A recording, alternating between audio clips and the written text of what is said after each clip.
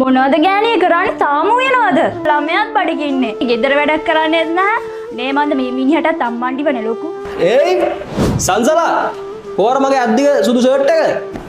මොන මගුලක්ද මන්දා? කන් ඇහෙන්නේ නැද්ද? මගේ සුදු ෂර්ට් එක කො අයන් කරාද ඒක?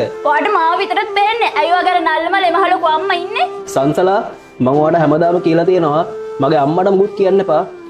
සුපුන් එක්ක ඔයා මාව තෝරගන්න නැත්නම් අම්මව තෝරගන්න. මේක මට හැමදාම කරන්න බෑනේ. කෑ ගහන්න එපා. ඔය අහලා බහලා මිනිස්සුන්ට ඇහෙනවා. මොකක්ද දැන් හැමදාම කරන්න බැරි?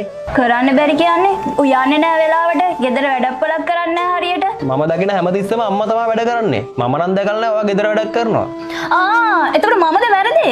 ඔයා හෙටම අම්මව මහලු මඩමට ගිහින් දැම්මේ නැත්නම් මම මේ ගෙදර එක විනාඩියක් ඉන්නේ නැහැ. හරි හෙට උදේ මහලු මඩමට ගිහිල්ලා දාමුකෝ. ඔයා බඩු ටික ලෑස්ති කරගන්නකෝ. හිලෝ අම්මේ වැඩේ හරි. අර ගෑණිව මහලු මඩමට දාන්න මම සුපුන්ව කැමති කරගත්තා. හෙටින් පස්සේ අම්මට ඕනි වෙලාවක ඔන්න අපේ ගෙදර ඇවිත් ඉන්න පුළුවන්. අර ගෑණිගේ බඩු ටික ලෑස්ති කරලා මම අම්මට කෝල් එකක් නිදහසේ ගන්නම්කෝ. මං තියන්නම්. මේ ගෑණිගේ ඇඳුම් අල්ලන්නම් මට හිරිකිතයි. කොමල්ලි අම්මා මෙයාලා මොකද මෙහෙන්නේ? ආ මොන හරි කිව්වද? මම මොනවා කියන්න දන්නේ? මොකද්ද මල්ලි මේකේ තේරුම? අහල පහල මිනිස්සු හැමදාම මට කෝල් කරනවා. මේ එක එක ගෑනු හින්දා අම්මට කතා හඬ වෙනවට මම කැමති නෑ.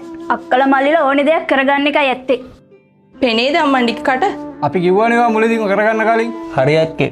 ඔයාලා ආවොත් මෙතන ප්‍රශ්නයක් ඇති වෙනවා. ඔයාලා යන්නකෝ මම ඒක බලා ගන්න.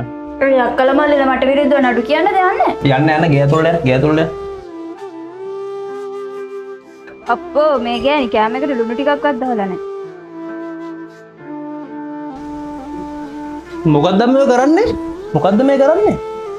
මගේ පුතාලා මාව මහලු මඩමට ගිහින් දාන්න මහන්සි වෙන්න ඕනේ මං යන්නම් මේ ගෙදරින්. අම්මේ මම ඔයාගේ පුතා. මම කවදාවත් ඔයා මහලු මොඩමන ගිහිල්ලා දාන්නේ නැහැ. ඔයා බලන්නකෝ හෙට වෙනද? මේ ඔක්කොම අයින් කරලා දාන්නම් මේ. හෙලෝ මස්සිනා. ඔයා හෙට අපේ ගෙදර එන්න හවස.